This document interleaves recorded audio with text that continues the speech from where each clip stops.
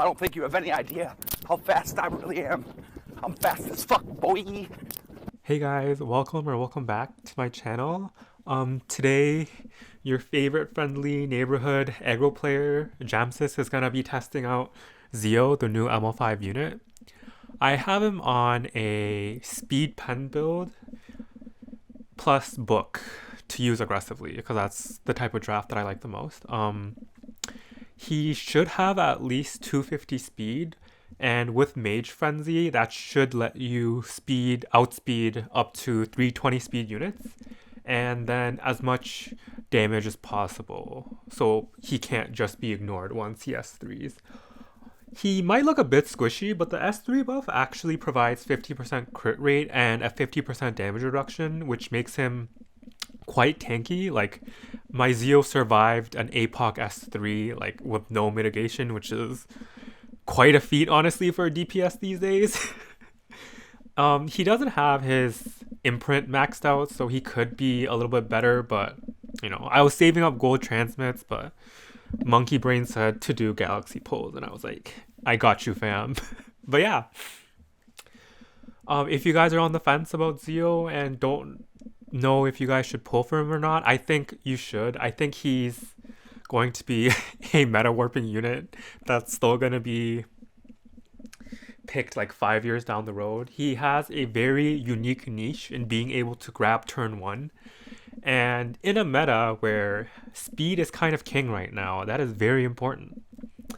But yeah, I'm mostly going to be first picking him because I can't first pick my first pick of choice, which used to be Para anymore, because people would just pick Zeo into her.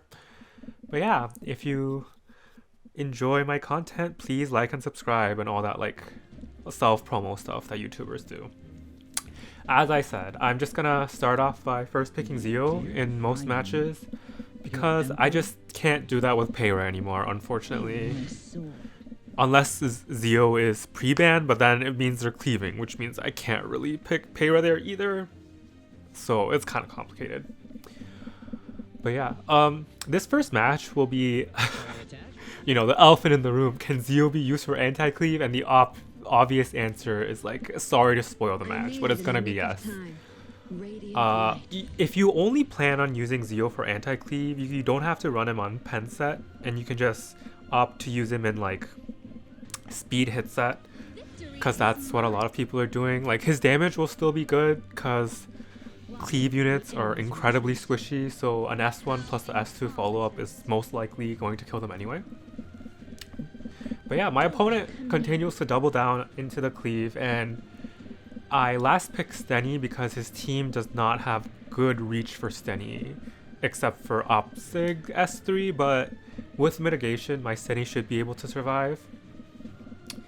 And I normally would not recommend Steny in anti-cleave because she is very prone to getting cleaved, but just because I picked Para, the option of having S1 soul burn stun is just really valuable. I was like contemplating on whether I wanted to ban Sid or Para. I'm Sid or Aiden, but I had to ban Aiden because I might want to S2 with Para, especially if Zeo is banned. But luckily, my opponent is letting me test stuff out. So, no complaints there, and I put the imprints in a way that makes my Zeo the tankiest because I'm pretty sure Zeo can solo his team. And look, the unit that gets like 20 free CR grabs first turn. Pretend to be shocked, guys. But yeah, I think the traditional cleave as we know it is going to be pretty hard to pull off, but don't worry, cleave always finds a way, as you know.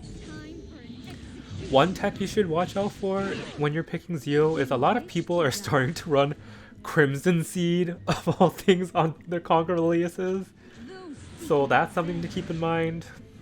My Para goes, and his team is basically neutered at this point. He can't kill Zeo through double escort and Destina heals.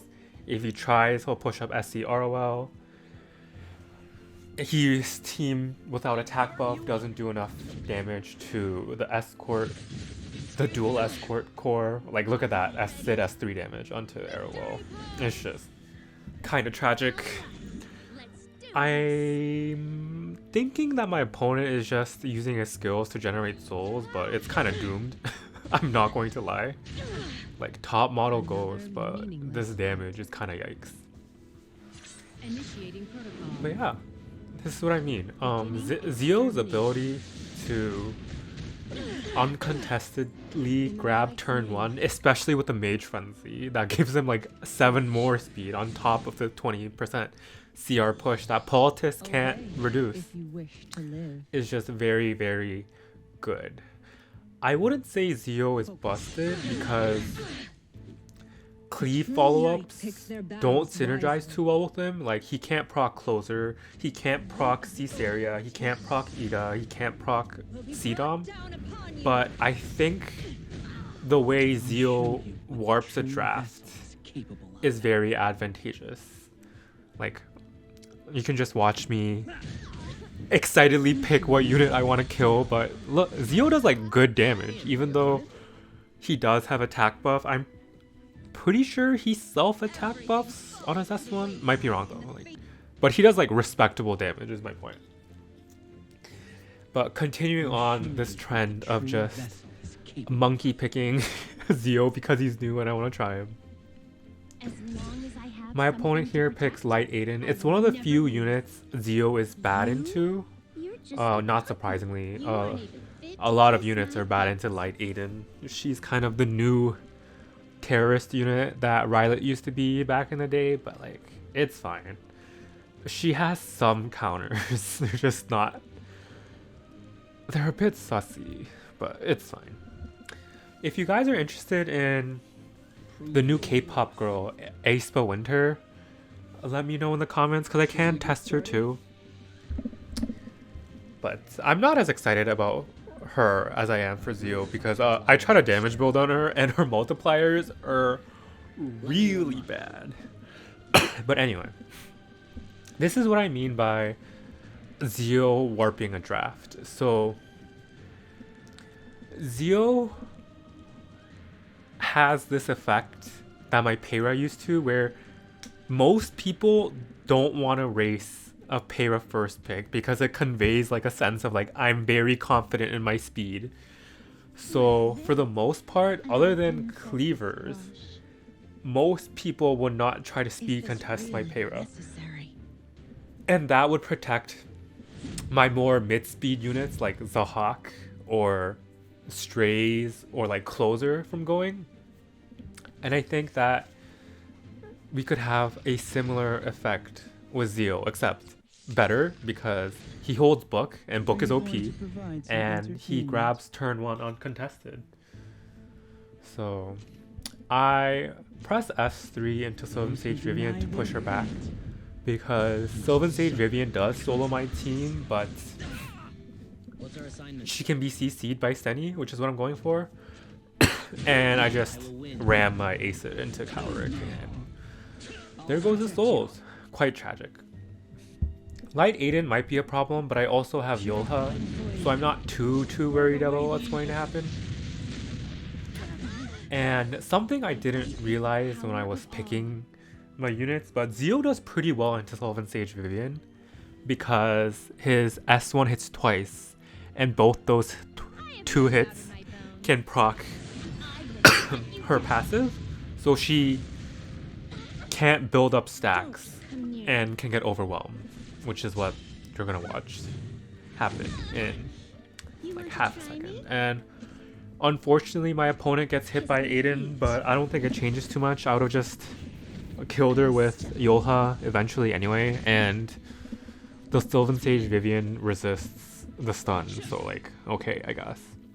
And I'm just going to try and redirect provoke with my Yolha, and luckily she did get silenced by Zio, so there's that. But it turns out this Sylvan Sage Vivian is apparently on ER or something. I don't think she is, but it's like just a meme, you know. And she resists. But yeah, the S1 bonus attack from Zio actually does like very respectable damage, especially on pen set, like 50% death pen plus attack buff plus pen set is just crazy levels of damage. And then look, the Sylvan Sage Vivian's insight stacks were all eaten up, and then I can just pick her off to finish off the game. I got a lucky dual attack, but Stenny was going to do a soul burn into another attack anyway. So there's that. One thing I do complain about Zio is that there is a lack of good attack buffer currently. And the attack buffer I like to use was Peyra, and since I can't pick Peyra early anymore, I'm kind of sus on how I am going to draft aggressively going forward, because I don't have a fast Bunny Dom anymore because she's just not that meta. But I'll have to see. Like, I'm thinking of bringing back DN, or maybe using the new K-pop girl next week, Ning Ning, because she gives an attack buff. But yeah, you're going to see one of the hardest counters to Zio in this match in my opponent's next two picks of Flitica and Landy. Come on. My guy, you're making me look bad. But no. Yeah, but if you guys didn't know, Guiding Light is a busted artifact, and this game just kind of cements that. Because Zio, while he does grab turn 1... Oh, sorry. My opponent picks Commander Pavel, but his last pick is going to be Landy. One thing about Zio is he's kind of like Acid, where he can't target units in stealth. So suddenly, units like... What's it called? Units like... Basically Rangers that hold Guiding Light just get much better in this meta because they can be safely drafted as a speed contester without worrying about getting Zio'd. So units like Flitica and Lua, I think, have gone up in stonks a lot, especially since they are very flexible units that can be used in all playstyles, and they can safely grab first turn without issue. I'm going to try and play this match out, but as you can see, like, his DPSs are pretty well protected, and although I can get rid of the souls, I'm not too sure what my next play will be after that. In hindsight, I think I should have gone for DJB, but it doesn't matter too much because I realize that this is a DPS Flitica and my Stenny is not going to survive the follow-up S3 from Landy, and it's kind of just over. And Flitica resets my hand guy here, but not that it really matters because I don't think I'm going to get another turn. Oh no, I resist because, like, you know, justice kind of, but no, it doesn't really matter. Guiding Light units are very good, so yeah, just pick up Guiding Light copies. Like, they're just like Book, you know, like most Rangers will use Guiding Light decently well, like most mages use Tagahel decently well. But that's the end of that match. There's no way Zio can outlast Flitica and DJB, so Zio is a balanced unit, so like I can't complain. There are definitely workarounds, like tanking down and Guiding Light and stealth units. I'll show you what a true vessel is capable. Oh yeah, and as for the build, you can try Zio on a lot of builds. Like, I would definitely recommend speed set. I've seen some of my friends try lifesteal, but he kind of really needs to grab turn 1 to fulfill that niche. And the secondary set doesn't really matter. You can really run him on an offset if you really wanted to. But I think that his artifacts are very flexible too. Like, you can run Edika's, Time Matter, Book, Sierra Ren, or like Crown if you're using him for like anti-cleave, because he has 2 hits on his S1 to put debuffs on. But yeah. This is what I mean by people tanking down against Zio, is that a lot of people, once you pick Zio, like they won't contest speed anymore because they know Zio is going to grab it. So what they tend to do is they tank down by picking really popular standard units like Destina, Handguy, Yolha, FCC. But I think that this is a problem that has a few workarounds. Like, because Zio lets you control speed, it lets you use high value mid speed units like a high damage Opsig on Guiding Light, Zahak, and there's a few more like Fire Handguy that's on DPS, Melissa, like basically the units in like the 260, 250 range. So I think that you just have to draft a bit more creatively once people try to start to tank down against you. And there might be such a thing as people try to tank down too much without actually thinking about what their drafts look like. This is not to be rude or anything, but my opponent drafted in a way to be like tanky and survivable, but that left him open to getting Ida cleaved. Well, technically I could have picked like Cesarea here too, and he should have done the same thing. But that's one of the things I abuse the most about Para, is that once you pick Para, people would pick stuff like Edward and Designer a little bit, but that let me pick mid-speed DPS units that heavily abuse those two units. But yeah, and then like as I said before, like Zio's S3, I might have not said this before, but Zio's S3 does like 40% of the unit's current health, so it is not a negligible amount. It's like a very noticeable chunking. So if you run that into like a bruiserish unit, it's actually like higher value than you think, even though like you might not strip because I'm on a damage build, you know. But yeah, this match is pretty much donezo. Once I reset his Handguy, his units can't really break out of the stun anymore. I opt to soul burn and not get greedy because my units don't really have soul burns anyway, and I think that's one of the big benefits of Zio, because having souls is just so flexible. You know, like you can burn Stenny, you can soul burn on really impactful soul burns like Rylet, like any extra turn, ignore Afrez, like all that good stuff. The power of the chosen. And yeah, and this is just like kind of a showcase of how you can use Zio and Aggro. I think Zio is best used in Aggro because in my opinion, cleavers grabbed first turn anyway, so having a unit that like extra gets you first turn doesn't do too much, I guess. Though I guess he might be like the new politis for cleave teams because of his ability to unconditionally speed contest. But there are a lot of cleave counters nowadays, like that make cleaving difficult, so I'm not too sure. But I definitely recommend that if you guys want to try Aggro and you have Zio, like to try it out.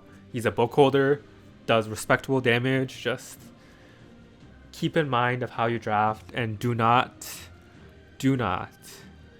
try to solo Aidens with Zio. It doesn't end well. I tried and I just got demolished, so unfortunate.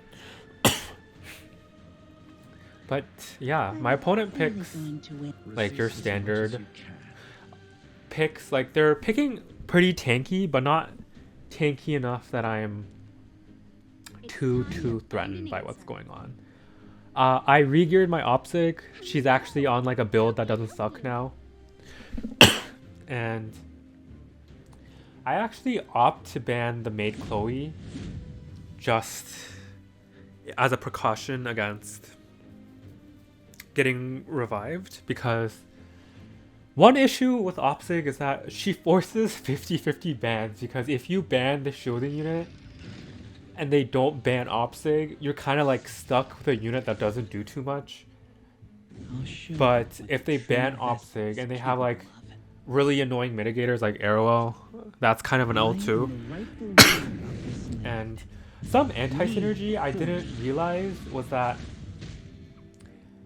my Opsig is not speed tuned the best, so I initially want to S2 with Opsig onto the Arrowell, but because my Zahhawk is actually 250 speed and faster than my Opsig, Escort I think is going to take too much damage, but you know, it's fine. Now that I have attack buff on Zahhawk, I should be able to one-shot this Aiden no problem, and luckily I do. And then I just opt to S3 and push back his team and just hope for the best, honestly. But again, as we saw, Sylvan Sage Vivian does not have the best matchup against Zio, so I'm pretty hopeful about how this match is going to turn out. I thought my opponent was going to S3 the Zio because I forgot to mention, but Zio is also really weak to hard CC once he S3s. And I thought he would be afraid of how my Zio would be able to like race down his team's damage, but I guess my opponent found the barrier damage too threatening from Opsig, which is like also like very understandable. But luckily I used up all of Sylvan Sage Vivian's inside stacks, so I think I should have soul burned S1 into Sylvan Sage Vivian here, and then that would have killed Arrowell 100% through Escort, but you know, cleave brain, you'll have to forgive me. I'm kind of worried that my Zahhawk will die to this Stenny, but luckily this is a lifesteal Stenny on like kind of lowish damage, so I was fine here. And my Zahhawk is built with some middling bulk to survive a few hits, and we win the match. And that's it for Zio's showcase today. If you like my content, please like and subscribe, and as always, thank you for watching.